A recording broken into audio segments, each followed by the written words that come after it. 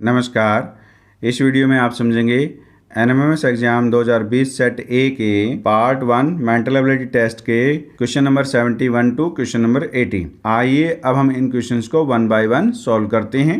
Question number 71 और question number 72 के लिए निर्देश हमें ये दिए गए हैं। चित्र ए, बी, सी और डी समस्या समूह को स्थापित करता है, जबकि चित्र 1, 2, 3, 4 मिलकर उत्तर समूह को कायम करते हैं। ये हमारे पास ABCD चित्र दिए गए हैं, ये समस्या चित्र है और हमारे पास ऑप्शन 1, 2, 3 और 4 में है, ये हमारे पास उत्तर समूह है। तो यानी इनमें से हमें इसके लिए उत्तर देना है। चित्र A और B में निश्चित रूप से एक संबंध है, यानी A और B में कोई संबंध है। उत्तर समूह में से उपयुक्त D का चयन करते हुए उन्हीं के समान चित्र C और D में संबंध स्थापित करें। तो अब हमारे पास C दिया गया है चित्र, उसके लिए हमने उपयुक्त चित्र जो है वो D में कौन सा आएगा वो हमने इनमें से देखना है। क्वेश्चन नंबर 71 में समस्या चित्र हमें A में ये दिया गया है और B में ये दिया गया है। तो हम देख रहे हैं कि A के अंदर जो ये रीजन है वो इस रीजन के क्या हो गया, इधर आ गया, यानी अपोजिट साइड आ रहा है। तो इसी प्रकार जब ये जो छायांकित इसमें भाग है ये इस भाग के दूसरी साइड यानी इस साइड जा रहा है, तो इसमें छायांकित भाग हमारे पास ये है, तो ये कहाँ जाना चाहिए, इस साइड में जाना चाहिए। यानी इस जो यहाँ पर बॉक्स आएगा इसमें जो आएगा वो इस जगह पर ये छायांकित होना चाहिए। तो हम देखते हैं कि किस में होगा, तो ये इसमें नीचे ये नहीं होगा, इसमें नीचे ये भी नहीं होगा। तो इस प्रकार पहले हमारे पास यहाँ पर था तो ये यहाँ पर था, तो यहाँ से इस साइड में आना चाहिए। तो इस प्रकार इसके लिए जो उपयुक्त चित्र है वो ऑप्शन 3 है। तो इस प्रकार ऑप्शन 3 बिल्कुल सही है। तो इस प्रकार हमने क्वेश्चन नंबर 71 को सॉल्व किया।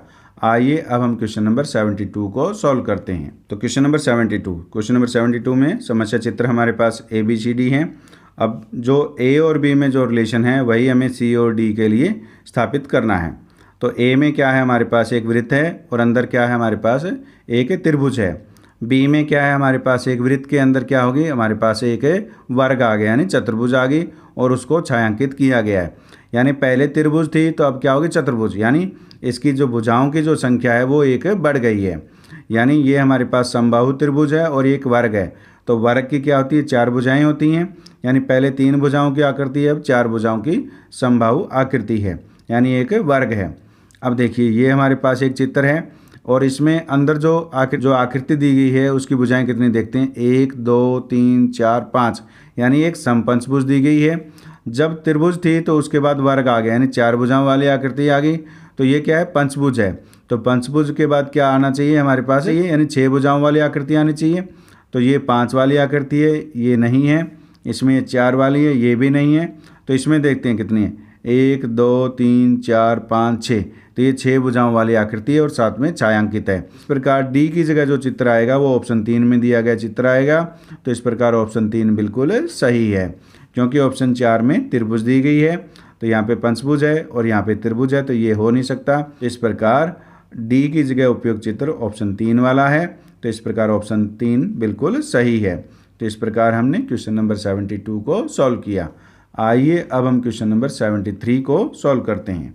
तो क्वेश्चन नंबर 73 और 74 के लिए निर्देश हमारे पास ये हैं। इसके साथ दिए गए विकल्पों में से आकृति X का सही जल प्रतिबिंब चुनें। अब हमें ये आकृति दी गई है, X आकृति दी गई है, इसका हमें जल प्रतिबिंब चुनना है। तो जल प्रतिबिंब कहाँ होता है, जल कहाँ होता है, नीचे की तरफ होता है। तो ये हमारे पास क्या है, जल है। तो अब हमें इसको देखना है कि इसकी आकृति जल में कैसे दिखाई देगी। जब जल में देखना हो तो ऊपर वाला ये हिस्सा इसके साथ आएगा और ऊपर वाला कहाँ आएगा, इधर यानी नीचे की तरफ आएगा और ये इसके साथ रहेगा। अब हम देखते हैं कि इस कोने पे कौन सा है। तो इस कोने पे एक ये है, एक ये है और एक ये है। तो अब देखिए यहाँ पर क्या है, नीचे ये डार्क है, ये त्रिभुज डार्क है, इसमें ये लाइट दे रखी है तो ये नहीं होगा। तो इसमें डार्क है तो ये हो सकता है, लेकिन इसमें यहाँ पर क्या है, गुणा है और यहाँ पर क्या है, प्लस है, तो ये इसमें नहीं होगा। तो अब देखिए अब हमारे पास यहाँ पर क्या है, जमा है, यानी प्लस का सिंबल है और प्लस का सिंबल यहाँ पर हमारे पास है, क्योंकि ये नीचे की तरफ आएगा तो ये नीचे की तरफ आ गया और ये हिस्सा यहाँ रहेगा और ये हिस्सा यहाँ पर आ जाएगा घूम करके। और ये डार्क है, ये डार्क इसके साथ रहेगा, लाइट और लाइट, तो ये इस प्रकार रहेंगे। तो इस प्रकार इसका जो जल प्रतिबिंब है वो ऑप्शन 4 है। तो इस प्रकार ऑप्शन 4 बिल्कुल सही है। तो इस प्रकार हमने क्वेश्चन नंबर 73 को सॉल्व किया। आइए अब हम क्वेश्चन नंबर 74 को सॉल्व करते हैं। तो 74 में हमें आकृति ये दी गई है, इसका भी हमें जल प्रतिबिंब बनाना है। तो देखिए जल प्रतिबिंब बनाने के लिए अब ये लाइन क्या है, सीधी है, तो ये लाइन सीधी एज इट इज आएगी। तो और यहाँ पर क्या है, लाइनें हैं, तो ये लाइनें साथ होनी चाहिए। तो ये सीधी लाइन है, तो इसमें क्या है, तिरछी लाइन है, तो ये नहीं हो सकता। तो ये सीधी लाइन है और इसमें ये लाइनें सीधी हैं, क्योंकि ये जब ऊपर वाला हिस्सा नीचे की तरफ आएगा तो ये हमारे पास है, ये जो है लाइनें इसके अंदर सीधी रहेंगी। तो यानी ये ऐसे बॉक्स बनेगा। तो ये देख लीजिए, तो ऐसे बॉक्स बनेगा इसके अंदर, और ये हमारे पास ऐसे रहेगा, ये ऐसे रहेगा। और इसमें क्या है, ये लाइनें क्या आएंगी, सीधी आएगी, यानी इस पार्ट में ये लाइनें सीधी रहेंगी। तो इस पार्ट में लाइनें इसमें ये सीधी हैं, और ये हमारे पास ऐसे लाइनें दी गई हैं, वो लाइनें इसमें हैं, और ये बॉक्स नीचे की तरफ इस प्रकार आ गया। तो इस प्रकार 74 के लिए ऑप्शन 2 में जो चित्र दिया गया है वो इस आकृति का जल प्रतिबिंब है। तो इस प्रकार ऑप्शन 2 बिल्कुल सही है। तो इस प्रकार हमने क्वेश्चन नंबर 74 को सॉल्व किया। आइए अब हम क्वेश्चन नंबर 75 को सॉल्व करते हैं। तो क्वेश्चन नंबर 75 और 76 के लिए हमारे पास निर्देश ये दिए गए हैं।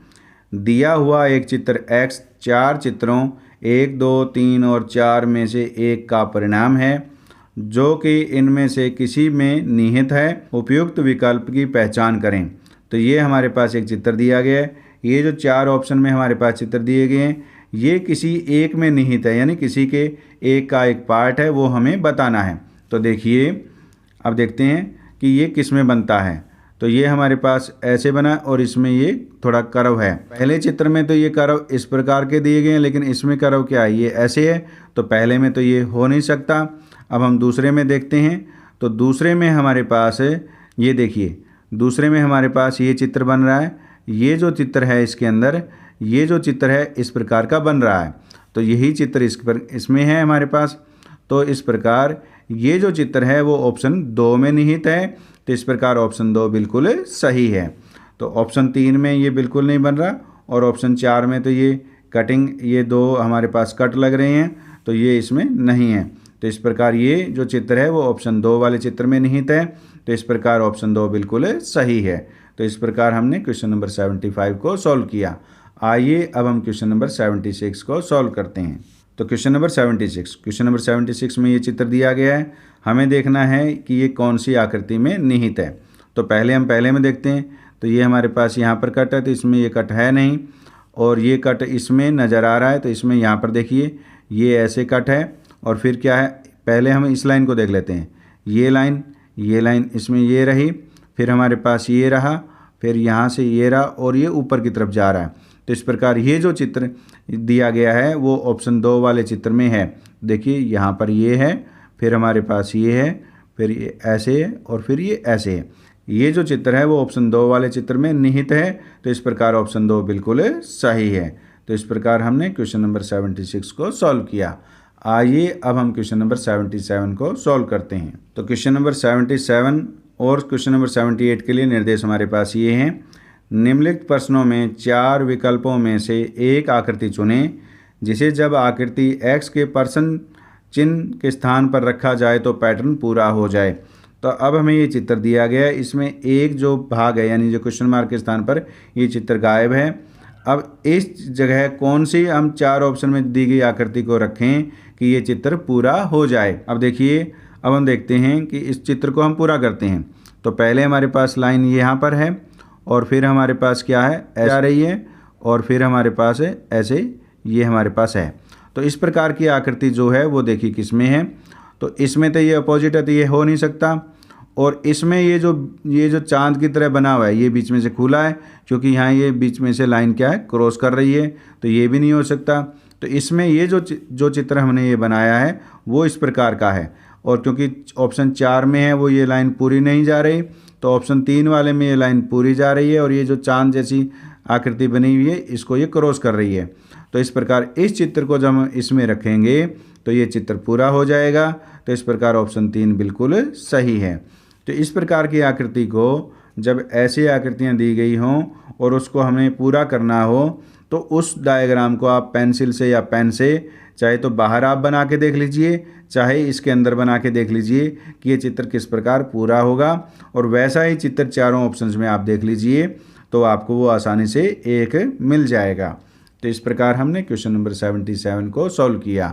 आइए अब हम 78 को सॉल्व करते हैं। तो क्वेश्चन नंबर 78 में ये चित्र दिया गया है। इस चित्र को हमने इन चार ऑप्शन में से उपयुक्त चित्र ढूंढ करके हमें पूरा करना है। तो देखिए, अब हमारे पास इसमें हमें ध्यान से देखना है कि पहले ये जो पत्ती बनी हुई है तो ये पत्ती किस में है। यहाँ पर ये ऐसे कट करके ये हमारे पास है। हम यहाँ पर चित्र को पूरा करते हैं कि ये चित्र किस प्रकार होगा। तो देखिए, ये हमने एक वर्ग बना लिया। अब देखिए, ये जो पहले हम इस पत्ती को ड्रा कर लेते हैं तो ये पत्ती हमारे पास इस प्रकार आएगी। तो ये हमारे पास ऐसे आ रही है, फिर हमारे पास ये ऐसे आ रही है, फिर हमारे पास ये पत्ती ऐसे आ रही है और फिर हमें यहाँ पर जोड़ा गया है। तो ये पत्ती हमारे पास यहाँ बन गई। अब ये जो लाइन है इसके साथ ऐसे लाइन बनेगी, तो हमारे पास ये ऐसे लाइन बनेगी और उसके बाद ये लाइन क्या है, सीधी है, तो ये लाइन सीधी होगी। तो इस प्रकार ये लाइन सीधी होगी। तो ये हमने इस स्थान पर जो चित्र आएगा वो बना लिया। अब हम देखते हैं कि ये कौन से ऑप्शन में है। तो ये हमारे पास पहले ऑप्शन में नहीं है क्योंकि यहाँ पर ये लाइन सीधी है, दूसरे में ये तिरछी है और ये सीधी है, लेकिन ये जो नीचे वाली आकृति है वो इसमें नहीं है। अब ऑप्शन 3 में हम देखते हैं कि ये देखिए, ये जो आकृति है वो ये लाइन इसमें इस प्रकार तिरछी है और ये सीधी है और ये हमारे पास इस प्रकार बन रही है। तो हम ऑप्शन 4 में देखते हैं कि ये आकृति बनती है कि नहीं। ये जो आकृति क्यों नहीं बनती, देखिए इसमें ये लाइन बनी हुई है तो ये लाइन इसमें है ही नहीं, तो इस प्रकार ये तो गलत हो गया। तो इस प्रकार ऑप्शन 3 जो है वो इस चित्र के जैसा है। देखिए, ये लाइन इस प्रकार है, ये लाइन इसमें सीधी है और ये आकृति इस प्रकार बनी हुई है। तो इस प्रकार ऑप्शन 3 के चित्र को जब हम यहाँ पर रखेंगे तो ये चित्र पूरा हो जाएगा। तो इस प्रकार ऑप्शन 3 बिल्कुल सही है।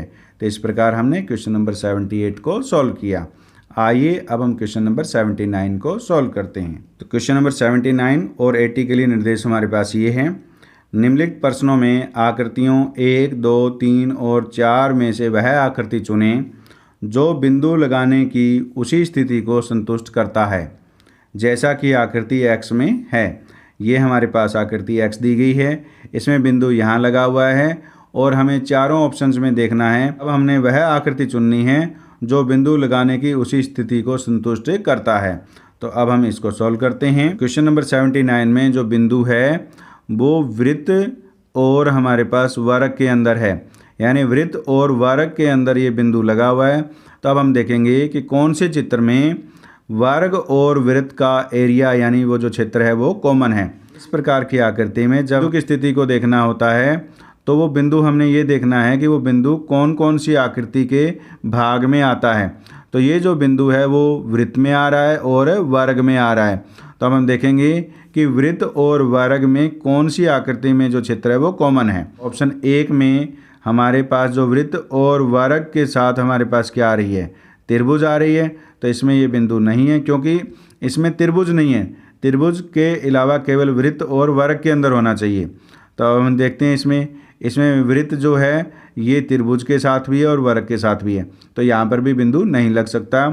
तो ऑप्शन 3 में देखते हैं, तो ये जो वृत्त है ये वर्ग में भी है और त्रिभुज के अंदर भी ये स्थिति आ रही है, तो इसमें भी ये बिंदु यहाँ पर नहीं हो सकता।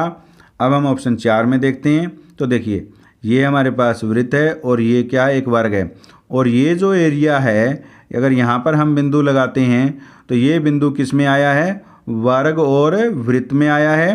तो इस प्रकार ये जो हमारे पास आकृति है ये इस बिंदु की स्थिति को संतुष्ट करता है। तो इस प्रकार ऑप्शन 4 बिल्कुल सही है। इस प्रकार हमने ऑप्शन 4 में आकृति चुनी जो बिंदु लगाने की उसी स्थिति को संतुष्ट करता है। तो इस प्रकार हमने क्वेश्चन नंबर 79 को सॉल्व किया। आइए अब हम क्वेश्चन नंबर 80 को सॉल्व करते हैं। तो क्वेश्चन नंबर 80 में है, इस आकृति में हमारे पास 2 बिंदु लगे हुए हैं। तो पहला बिंदु किस में है, हमारे पास है एक सर्कल और त्रिभुज के अंदर है, और दूसरा किस में, वर्ग और त्रिभुज में है। तो अब हमने इन 4 ऑप्शंस में देखना है कि कौन सी आकृति में वृत्त और त्रिभुज और वर्ग और त्रिभुज का क्षेत्र कॉमन है। तब देखिए, पहली जो आकृति है इसमें हम देख रहे हैं कि ये हमारे पास क्या है, त्रिभुज है, ये त्रिभुज बन रही है और ये क्या बन रहा है, वर्ग है। तो ये जो एरिया है इसमें वर्ग और त्रिभुज का क्षेत्र कॉमन है, तो यहाँ पर हम बिंदु लगा सकते हैं। दूसरा हमारे पास क्या है, वृत्त और त्रिभुज में कॉमन होना चाहिए। ये हमारे पास त्रिभुज का एरिया है और ये वृत्त का एरिया है। ये जो ऊपर छोटा सा भाग आपको दिख रहा है, यहाँ पर आप बिंदु लगा सकते हैं। इस प्रकार इस आकृति में जो दोनों बिंदुओं की स्थिति है उसको ये आकृति संतुष्ट करती है। तो इस प्रकार इसके लिए ऑप्शन 1 बिल्कुल सही है, क्योंकि जो दोनों बिंदु इसमें लगे हुए हैं, ये बिंदु वृत्त और त्रिभुज में लगा हुआ है, तो इसमें वृत्त और त्रिभुज का क्षेत्र कॉमन है, तो इसमें यहाँ पर बिंदु लगा सकते हैं। दूसरा बिंदु जो है वो त्रिभुज और वर्ग में है, तो ये हमारे पास त्रिभुज और वर्ग का क्षेत्र कॉमन है, तो दूसरा बिंदु यहाँ पर आ सकता है। तो इस प्रकार क्वेश्चन नंबर 80 में जो आकृति दी गई है उसको ऑप्शन 1 संतुष्ट करता है। इस प्रकार हमने क्वेश्चन नंबर 80 को सॉल्व किया। उम्मीद है इस वीडियो में समझाए गए क्वेश्चन नंबर 71 to 80 आपको समझ में आए हैं। समझ में आए तो वीडियो को लाइक कीजिए और ऐसे ही वीडियो प्राप्त करने के लिए चैनल को सब्सक्राइब कीजिए और बेल आइकन को प्रेस कर ऑल को सेलेक्ट कीजिए ताकि नए वीडियो आने पर आपको नोटिफिकेशन प्राप्त हो सके। धन्यवाद।